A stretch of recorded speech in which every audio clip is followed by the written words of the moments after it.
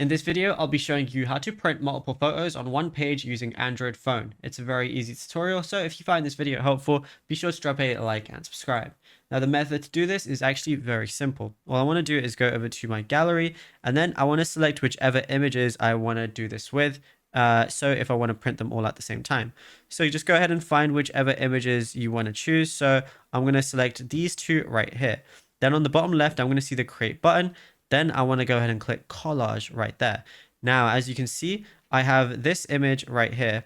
And let's say I want to, move them both together. I could go ahead and do that like so.